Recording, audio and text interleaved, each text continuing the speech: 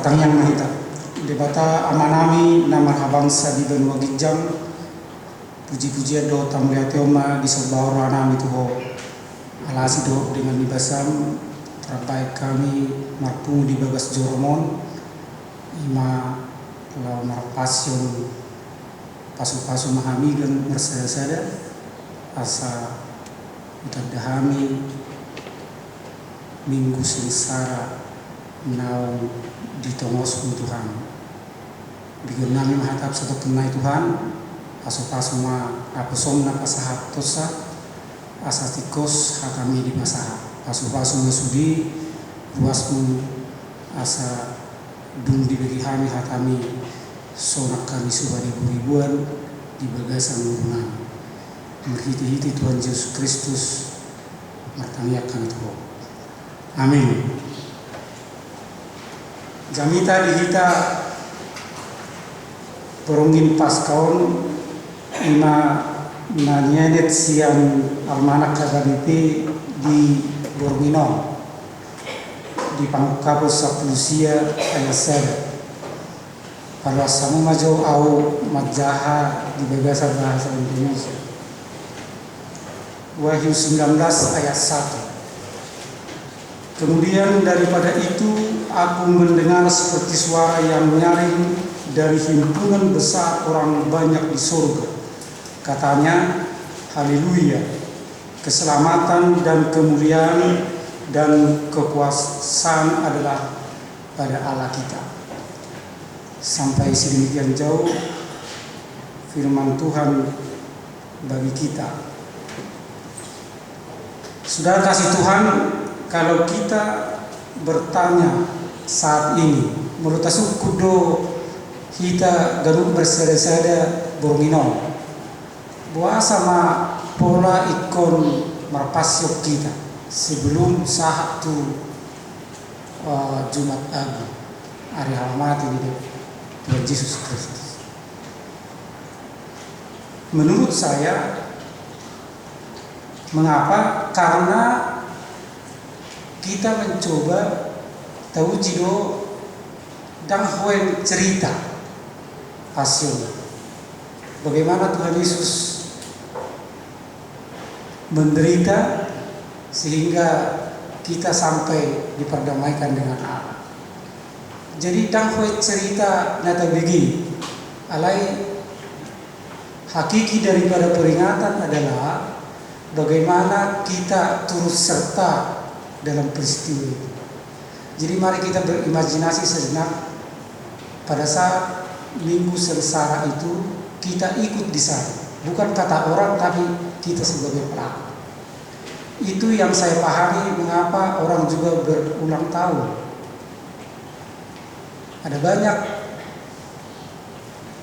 keluarga kita tidak ikut pada saat kita dilahirkan, tapi begitu kita memperingati ulang tahun itu kita diajak untuk ikut pada saat kelahiran itu. Kira-kira seperti itu yang saya pahami. Sehingga apabila kita berpasion malam ini, kita tidak dikatakan orang, tapi kita ikut menjadi pelaku di sana.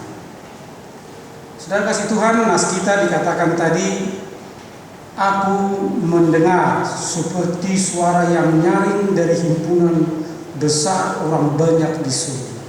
Jadi ada satu komunitas yang demikian banyak di surga menyanyikan haleluya.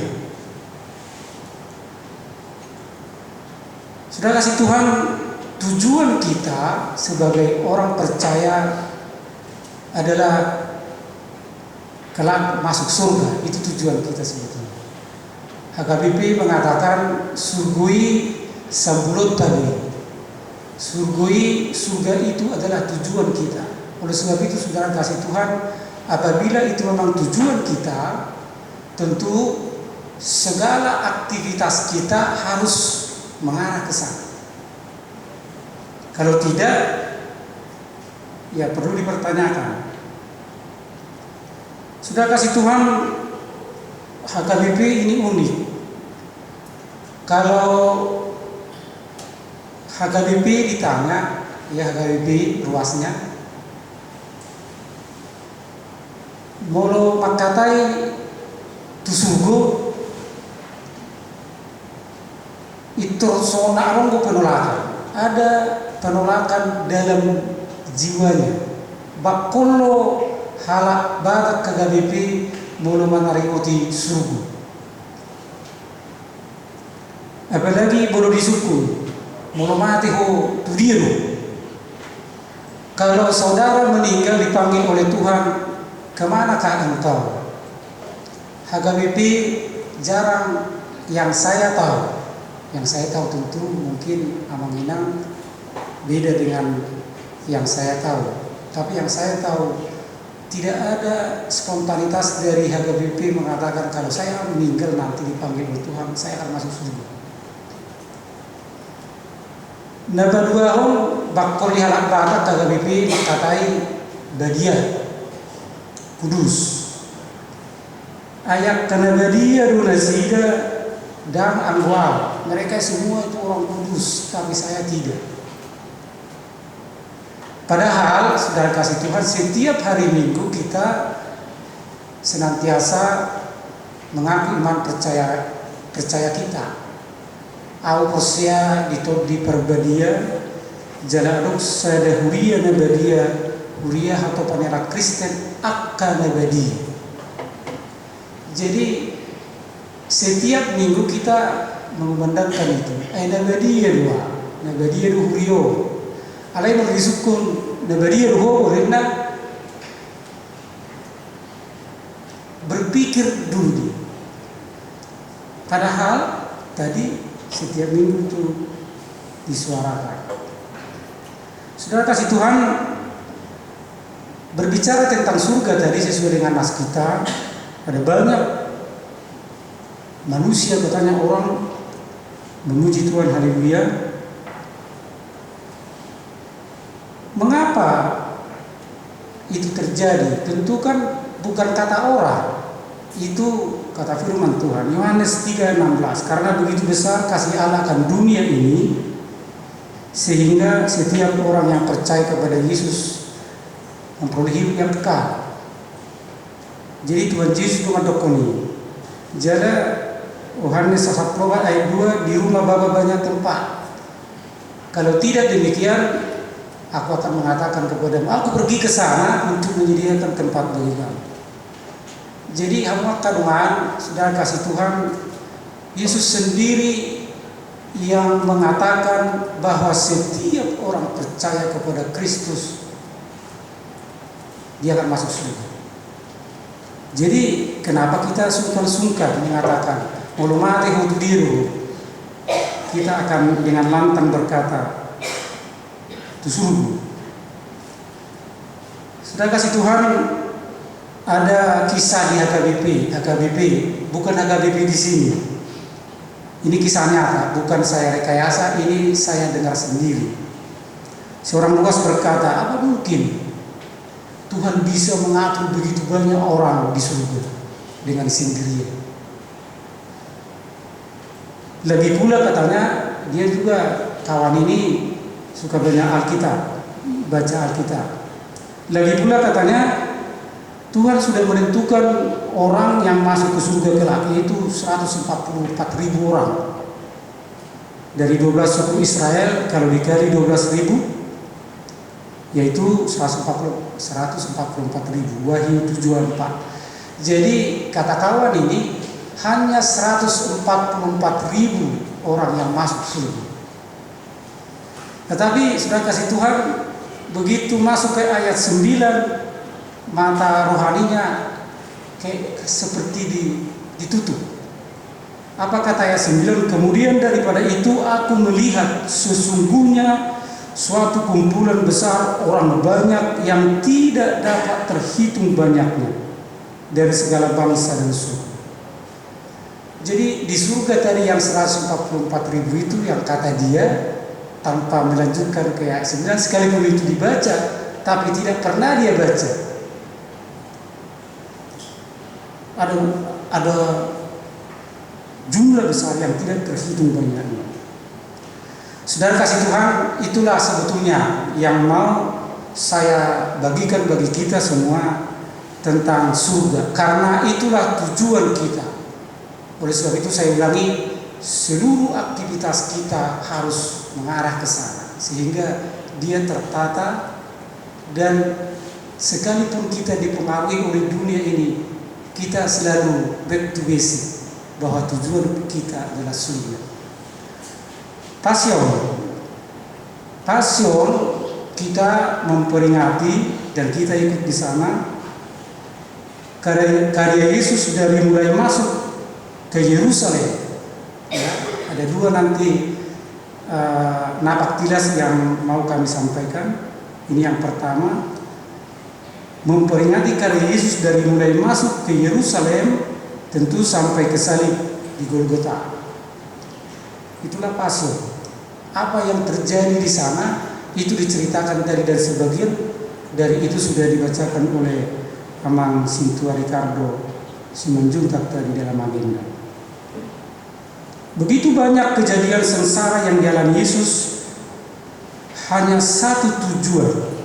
Sengsara itu dari mulai dia masuk ke Yerusalem sampai ke salib di Golgota, hanya satu tujuan, sebagaimana tujuan kita tadi, yaitu memperdamaikan manusia berdosa dengan Allah yang kudus, sehingga manusia itu masuk ke dalam kerajaan Allah. Itu surga. Sebetulnya napak tilas itu sebetulnya kalau kita peringati dan kita ikut di sana, satu, kita manusia berdosa ini diperdamaikan dengan Allah yang kudus, sehingga kita memiliki surga yang sudah dijanjikan itu.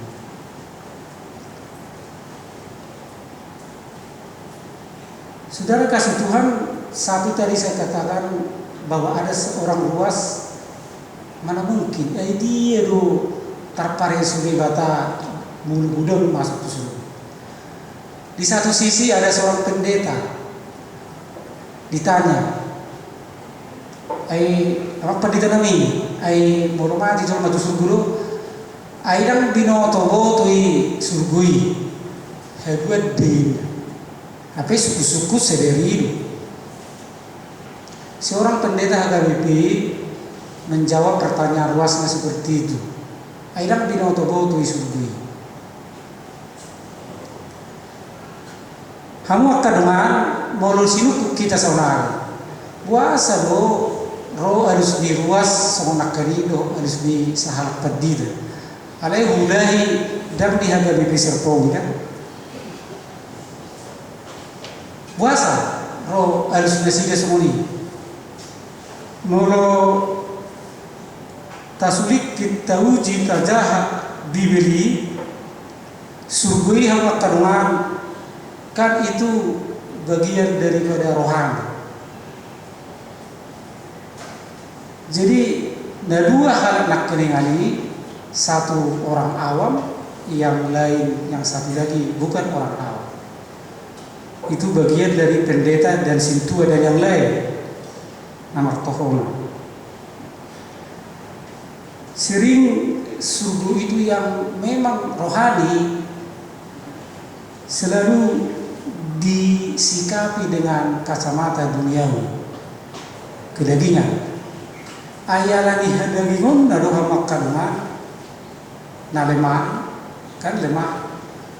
Roh suku-suku taringot tu rohani surga, tentu hadagingon na iba mengalusi ala mindset di mana tentang surga adalah dari kedagingan. Kalau itu yang terjadi, pastilah tidak akan pernah ketemu. Sekalipun saudara-saudara setiap tahun yang bersangkutan memperingati Pasion itu hanya rutinitas belaka. Jadi HKBP yang saya ceritakan tadi itu, kalau mindsetnya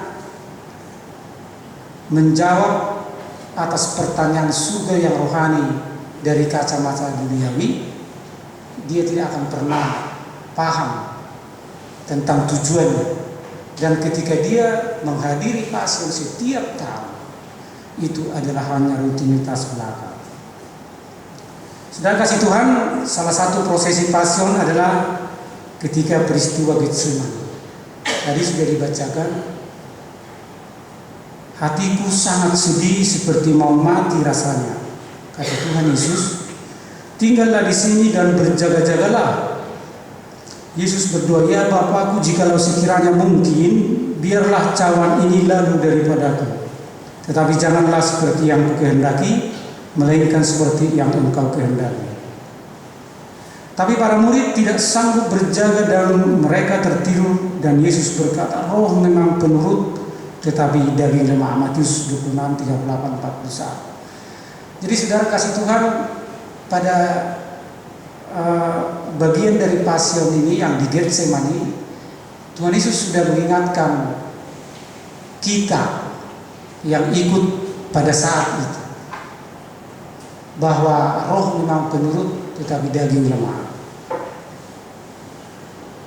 Oleh sebab itu saudara kasih Tuhan, agar kita tidak sama dengan contoh tadi, Rasul Paulus berkata 1 Korintus 6:19, Roh Kudus diam di dalam kita. Jadi Roh Kudus diam di dalam kita. Roma 8 ayat 26-27, demikian juga Roh membantu kita dalam kelemahan kita.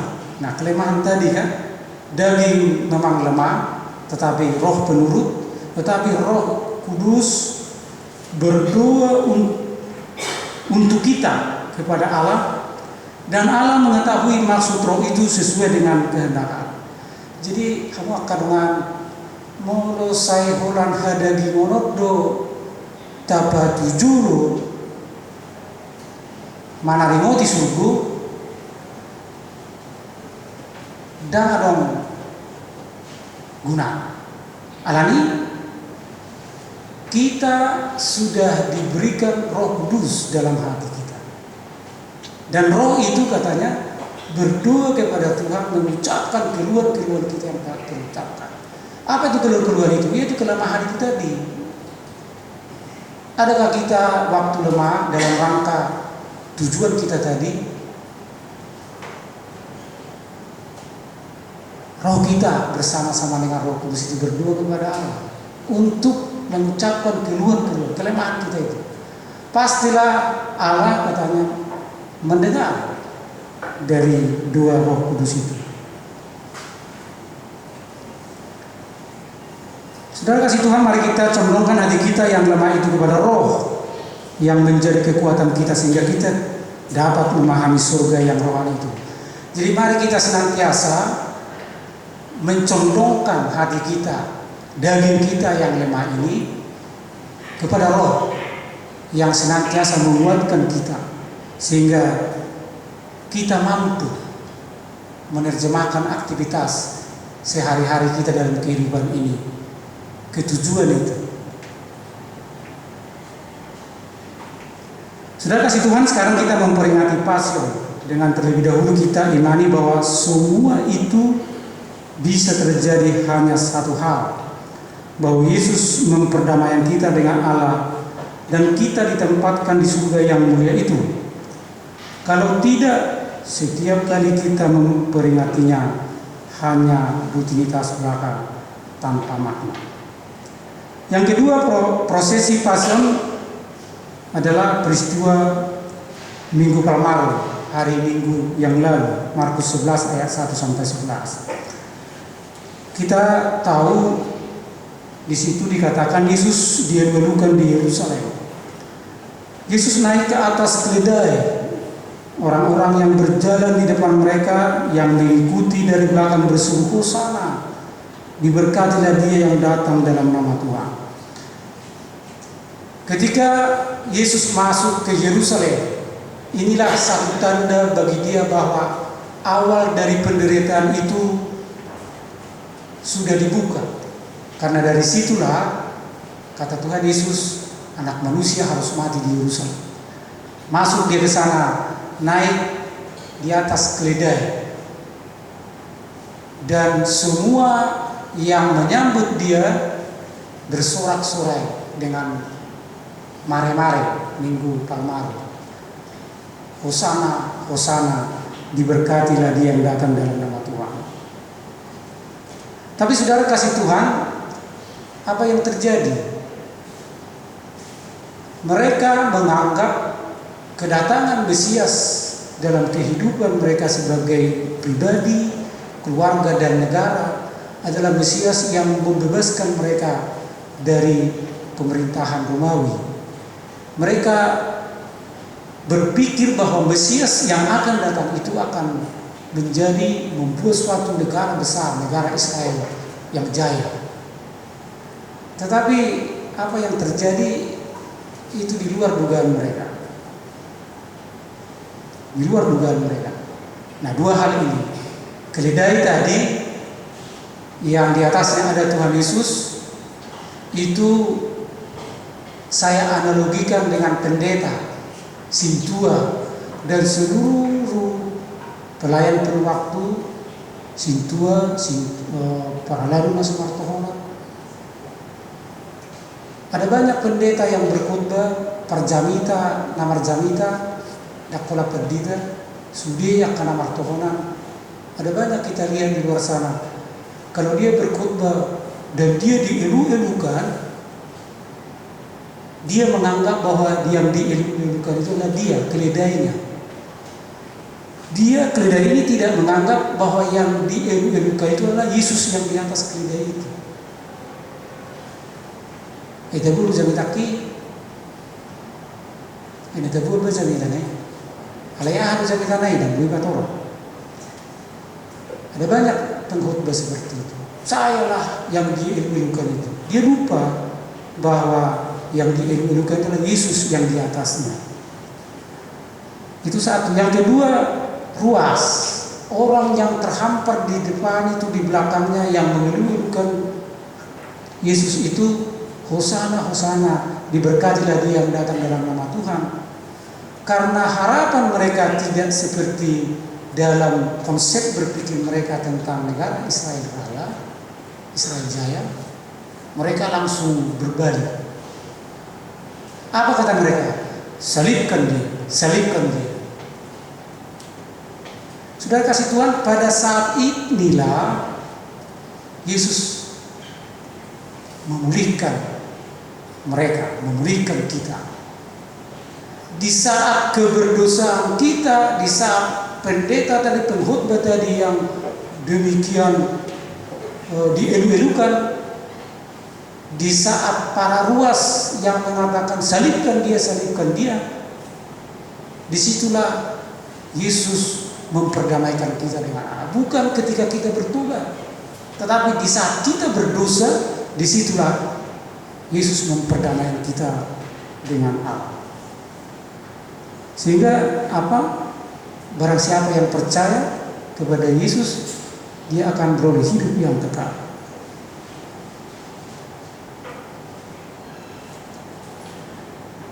Saudara kasih Tuhan, itulah makna Paskah, makna Pasya pada malam hari. Ada dua tadi yang didorong, dan kita hadir di sana,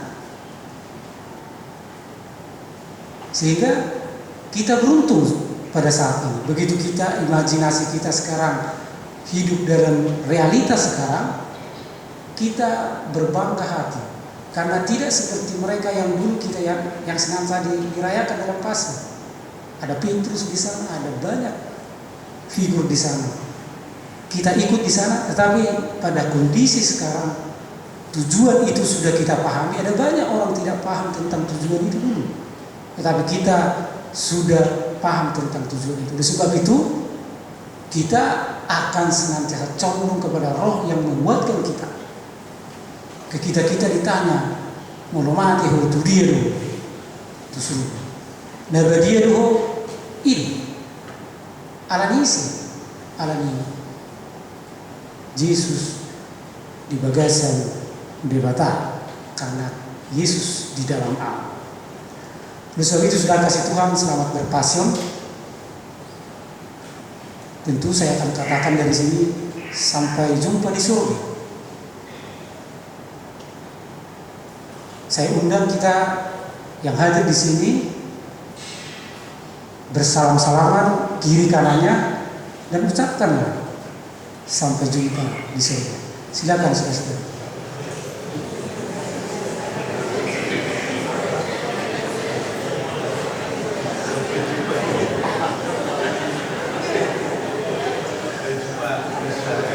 Saudara, sampai jumpa di surga. Amin. Kita berdoa.